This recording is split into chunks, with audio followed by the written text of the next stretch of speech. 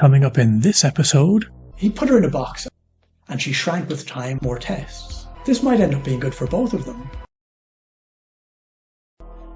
He took Chewy onto the dance floor, ignoring the sniggers and insults around him as a dance remix of Wicked Game played on the pub's creaking speakers.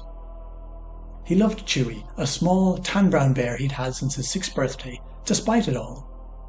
Despite her silly old worn face, her tattered fur, and the holes where years of tenderness leaked stuffing, yellow and green like the stuffing in his nana's old couch.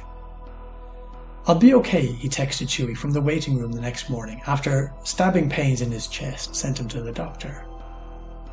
But when the doctor told him to piss in a cup, only a hole came out the end of his knob, and the doctor said that was serious. Those little plastic cups weren't cheap, and other patients might stumble in the hole, which had spilled out onto the floor after swallowing up the cup. They let him go home to get his belongings before he checked in for more tests.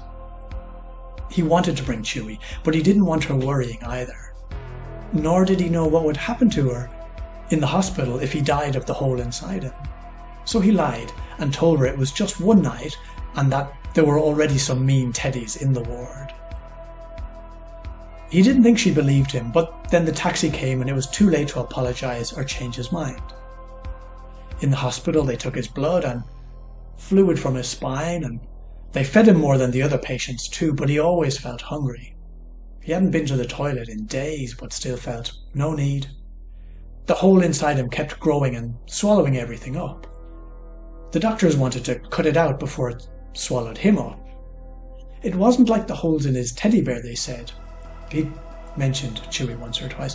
The holes in her fur were on the outside and superficial, but his hole had grown deep inside and then metastasized into something dangerous.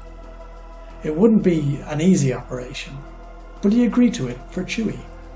She hated hospitals as much as he did, but if he did this thing when he returned home, he could insist she had her operation to be patched up to stop losing her stuffing. This might end up being good for both of them.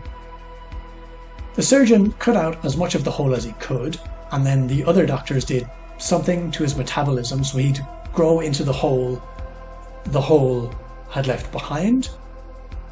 He lay in the hospital ward, dozing in front of insipid morning television shows for a week, forgetting that Chewy was waiting and worrying about him.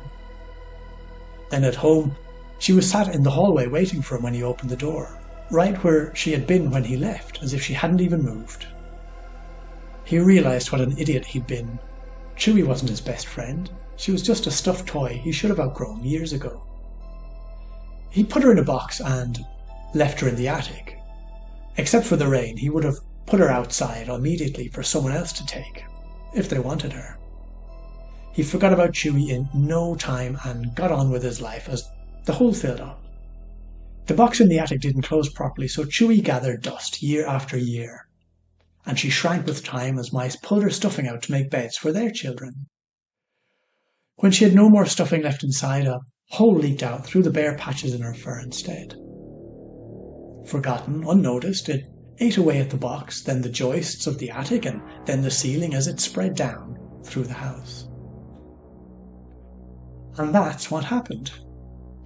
Alright, I do hope that helps you somehow. It's certainly been a weight off my mind, having told you, possibly too much weight off. I'm starting to spin. Oh no!